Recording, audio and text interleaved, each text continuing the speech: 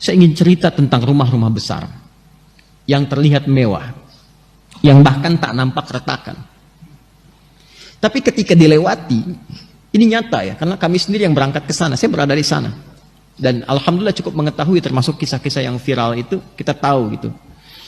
Yang paling menarik adalah penghuninya kosong. Tidak ada yang huni. Padahal itu rumah mewah, besar, ya bagus. Dan saya kira itu dihasilkan dari hasil yang tidak mudah. Mungkin bertahun-tahun bekerja, belasan tahun, bisa puluhan tahun untuk menghasilkan itu. Letaknya strategis. Tapi ternyata penghuninya lebih menginginkan dan lebih berminat untuk tinggal di tenda-tenda yang bahkan sebelumnya kurang layak. Jadi daripada menghuni rumahnya yang mewah itu, dia lebih memilih untuk tinggal di tenda.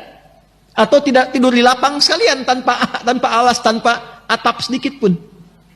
Ternyata pada satu titik, apa yang Anda hasilkan dari pekerjaan dan masih seragam yang Anda gunakan sampai malam hari itu, pada satu titik itu tidak akan banyak menolong Anda dari hasil pekerjaan Anda itu ketika terjadi suasana yang menyentuh iman kita untuk dikembalikan kepada Allah Subhanahu wa taala. Jadi saya ingin katakan, kalau Anda berangkat gelap, pulang gelap hanya untuk mengumpulkan dunia, akan tiba pada satu masa, sepersekian detik itu dunia yang Anda kumpulkan selama puluhan tahun menjadi tidak bernilai di hadapan Anda. Dan yang paling bernilai itu istighfar Anda, takbir Anda.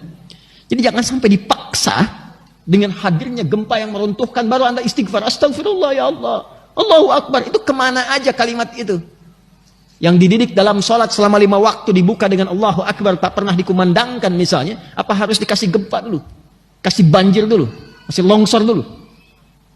Dikasih musibah dulu? Mana istighfar itu? Ya. Mana tawakal kita kepada Allah? Mana taubat kita kepada Allah? Sedangkan skema taubat dalam Al-Quran itu bukan hanya dilakukan saat seorang hamba melakukan maksiat, bukan. Skema taubat itu skema membersihkan diri, supaya menjaga suasana hati itu dalam kebaikan. Makanya Nabi SAW mengajarkan sebelum tidur taubat, istighfar 70 sampai dengan 100 kali.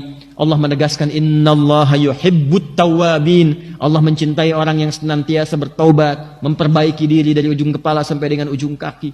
Dan itu mendamaikan hati, mendatangkan keberkahan. Maka mulai hari ini saya kira hal pertama yang harus dilakukan adalah kita evaluasi dari semua bagian pekerjaan kita. Bukan hanya musibah yang kita rasakan secara luas, boleh jadi ada musibah yang akan menimpa kepada setiap personal, yaitu keberpulangan ia kepada Allah Subhanahu wa taala. Alladzina idza asabathum musibah qalu inna lillahi wa inna ilaihi raji'un. Dan kalimat itu seringkali diucapkan ketika ada orang wafat, kan?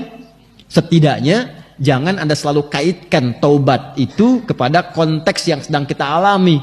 Ada hujan, ada gempa, ada banjir, ada itu. Setidaknya persiapan sebelum menjemput maut saat kita akan pulang kepada Allah Subhanahu wa taala.